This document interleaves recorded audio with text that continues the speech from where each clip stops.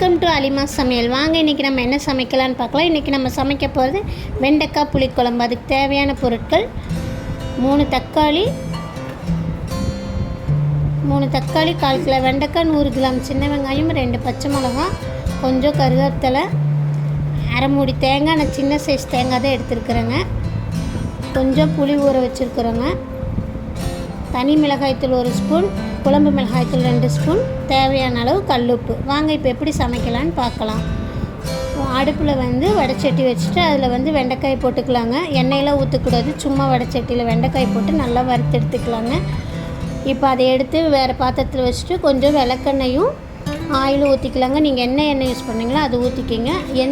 எந்த புளிக்குழம்பாக இருந்தாலும் நம்ம வெந்தயம் போடணுங்க. கொஞ்சம் வெந்தயம், கருவேப்பிலை, பச்சை மிளகாய் போட்டாச்சுங்க. பாருங்கள், எல்லாம் பொரிஞ்சு வந்துடுச்சு. இப்போ கட் பண்ணி வச்சுருக்க சின்ன வெங்காயத்தை போட்டுடலாங்க. சின்ன வெங்காயமாக போட்டு நல்லா வதக்கி கொடுத்துர்லாங்க. வதக்கிட்டு இப்போ கட் பண்ண 3 தக்காளி எடுத்ததில் 2 தக்காளி எடுத்து வச்சுட்டேங்க. 1 தக்காளி கட் பண்ணியிருக்கேன். அதையும் போட்டு நல்லா வதக்குங்க. வதக்கிட்டு கல்லுப்பு, தனி மிளகாய்த்தூள் அது கூட போட்டுருங்க. அது ரெண்டையும் போட்டு நல்லா கலந்து கொடுங்க. கலந்து கொடுத்துட்டு ஒரு 2 நிமிஷம் மூடி வைங்க. அப்போ தான் நல்லா வதங்கும். இப்போ எடுத்து பாருங்கள் இந்த மாதிரி எண்ணெய் பிரிஞ்சு வந்துடுச்சு. நல்லா கலக்கி கொடுத்துட்டு இப்போ நம்ம வெண்டைக்காய் போட்டு விட்டுடலாங்க. வெண்டைக்காய் போட்டு நல்லா வதக்கலாங்க.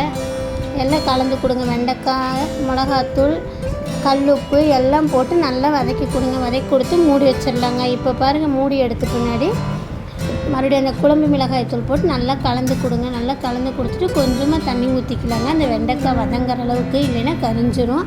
பாருங்கள், இப்போ எல்லாம் நல்லா கலக்கி வதங்கட்டும்னு மறுபடியும் கொஞ்சம் தண்ணி ஊற்றி நம்ம ஒரு மூடி போட்டு வேக வச்சிடலாங்க. இப்போ பாருங்கள், எல்லாம் எப்படி வதங்கி வந்திருக்குன்னு. இப்படி வதக்கினாக்கத்தாங்க குழம்பு டேஸ்ட்டாக இருக்கும், வெண்டைக்காய் சாப்பிட ருசியாக இருக்கும். நம்ம இப்போ அந்த 2 தக்காளியும் கொஞ்சம் தேங்காயும் அரைச்சி வச்சுருக்கோங்க. அதையும் தூக்கி இதில் ஊற்றிடலாங்க. ஊற்றி நல்லா எல்லாம் கலந்து விட்டு தேவையான அளவு உப்பு காரம் பார்த்துக்குங்க. இப்போ மூடி வச்சுருங்க. ஒரு கொதி வரட்டுங்க. கொதி வந்த பின்னாடி அந்த புளி கரைச்சி அதில் ஊற்றிடலாங்க. அதையும் ஊற்றி நல்லா கலக்கி விட்டு கொதி வந்துச்சுங்க. இப்போ கருவேப்பிலை கொஞ்சம் போட்டுக்கலாங்க. இப்போ பாருங்கள், குழம்பு பாருங்கள் நல்லா கொதிச்சு நமக்கு தேவையான அளவுக்கு திக்னஸ் கிடச்சிச்சு. கருவேப்பிலையும் போட்டாச்சுங்க. இந்த மாதிரி நீங்கள் வச்சு பாருங்கள், சூப்பராக இருக்கும். இந்த வீடியோ உங்களுக்கு பிடிச்சிருந்தால் லைக் பண்ணுங்கள், ஷேர் பண்ணுங்கள், சப்ஸ்கிரைப் பண்ணுங்கள்.